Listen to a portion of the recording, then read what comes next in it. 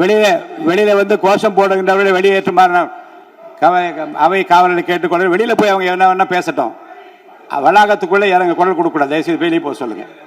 வெளியே அனுப்புமாறு கேட்டுக்கொள்கிறேன். போங்க.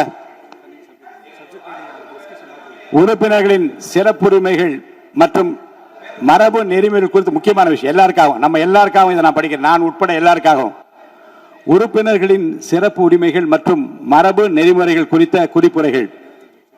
கடந்த 4/6/2026 அன்று வியாழக்கிழமை அன்று திருவிக நகர் சட்டமன்ற தொகுதிக்கு உட்பட்ட பகுதியில் உள்ள ஒரு அரசு பள்ளியில் புதிய கட்டட திறப்பு விழா நிகழ்ச்சியின் போது குத்துவிளக்கு ஏற்றுவது தொடர்பான மரபு நெறிமுறை புரோட்டோகால் மீறப்பட்டதாக திருவிக நகர் சட்டமன்ற தொகுதி பேரவை உறுப்பினர் திருமதி மோ ரா பல்லவி அவர்கள் ஒரு மனுவினை என்னிடம் அளித்தார். அந்த மனுவினை நான் நன்கு படித்து பார்த்து ஆய்வு செய்தேன். அது குறித்த சில கருத்துக்களையும் அறிவுறுத்தல்களையும் நான் இங்கு குறிப்பிட விரும்புகிறேன்.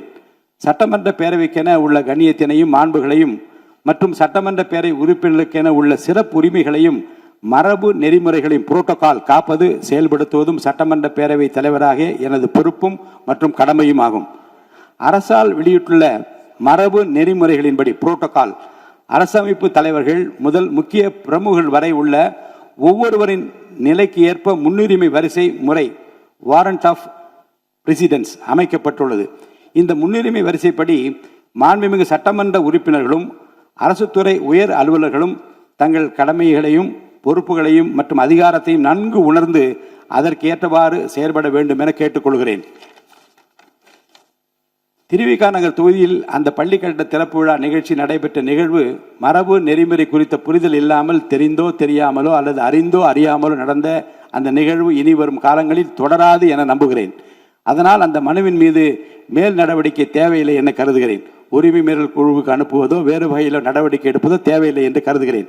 மேலும் ஒவ்வொரு மாவட்டத்திலும் உள்ள ஊராட்சி, பேரூராட்சி, நகராட்சி மற்றும் மாநகராட்சி உள்ளிட்ட அனைத்து உள்ளாட்சி அமைப்புகளிலும் மற்றும் மாவட்டத்தில் நடைபெறும் அனைத்து அரசு நிகழ்வுகளிலும் மரபு நெறிமுறைப்படி அந்த தொகுதியை சார்ந்த சட்டமன்ற உறுப்பினர்களுக்கு முறையாக அழைப்பு விடுக்கப்பட்டு சட்டமன்ற உறுப்பினர்களின் சிறப்புரிமைகள் மற்றும் மரபு நெறிமுறைகளை கடைபிடிக்க நகராட்சி மற்றும் மாநகராட்சி ஆணையர் உள்ளிட்ட அனைத்து உள்ளாட்சி அமைப்புகளை சார்ந்த அலுவலர்களுக்கும் அனைத்து மாவட்ட ஆட்சித் தலைவர்களுக்கும் உரிய அறிவுறுத்தல்களை வழங்குமாறு மதிப்புக்குரிய அரசு தலைமைச் செயலாளர் அவர்களுக்கு உத்தரவிடுகிறேன்.